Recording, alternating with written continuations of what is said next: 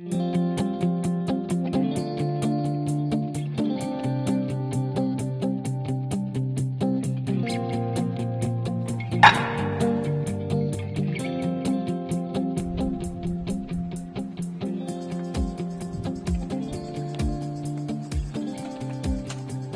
coming up 3 years at the end of this term since our students at Butte have been learning Japanese through the Open Access College.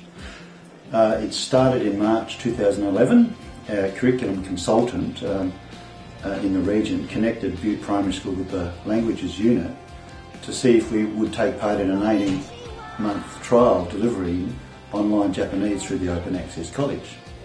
My role as leader was very easy, with staff really quick to come on board, and the trial proved really successful, and we continued beyond the trial with intention to maintain delivery of the language. We first of all really needed to check a number of technical details, and how that works is that the Open Access Japanese teacher works alongside each of the classroom teachers at Butte Primary, and they deliver a 45-minute interactive lesson once a week. I guess the biggest issue that we had, it was to do with the enrolment with our kids in Open Access College. And what that meant is it could have taken away enrolment numbers from our school here, which of course we know with the student-centred funding model that enrolment and dollars are connected. And so we were concerned that the funding that we would get at our school would be diminished because some of the enrolment would need to go to Open Access College. Well, the success of that program was through negotiation and Open Access College policies. They were able to waive that enrolment for our students. Students have an increased understanding of Asia and are more informed on our place in the world. The students will have skills to communicate and engage with the people from Japan. And being a rural country school, it's very difficult to get Japanese teachers or a language teacher into the school. So this format has actually gained the interest of our nearby schools who are struggling to provide a language. Japanese taught at our school is one of the best things to have happened to our kids. It was through a colleague. We heard about a school that was close by doing the same program, and they were glowing in their recommendation, saying how good it was. They were doing Japanese. We knew that we needed to do something because we didn't have any language spoken LOTE at our school at all. So we went and did a visit to the school.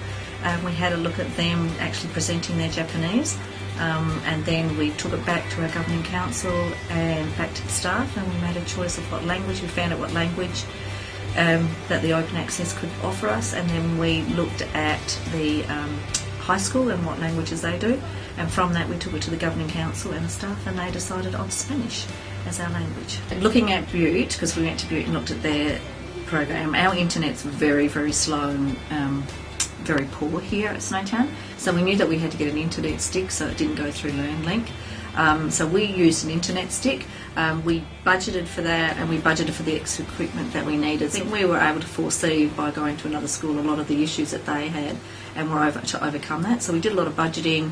We got someone who had access to Open Access IT people, and they helped us. That we employed them for a day to come and set it all up for us and get all the IT in place, because we're an isolated community, or relatively isolated community, and a lot of the kids have mixed with each other all their lives. They've gone from kindy to school, and they've mixed together all the time. We've opened up a global perspective. We've looked at people in different countries. I think that's broadened the horizon. It's also been really interesting because the community have come on board with it, and we're all learning, we're all doing something new, and that's a lovely way of getting people together.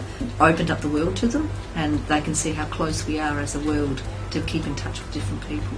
I think I've mentioned some about being proactive definitely go and visit another school so you can see it for yourself and look at the end product and holistically how they set it up. Just make sure your IT is all ready to go right from the word go, because that will just destroy your whole lesson if the IT is not ready. The sustainability will depend on us as a school and as a community of how much we value the Spanish lessons, and at the moment we're all valuing it, so it is sustainable.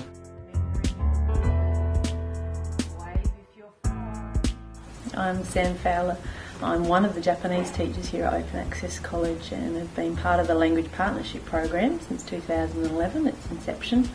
I think the best thing about this online language delivery method is the accessibility for schools that can't find a language teacher or can't appoint for various reasons. And what I particularly love is working with a team teacher who supports the program.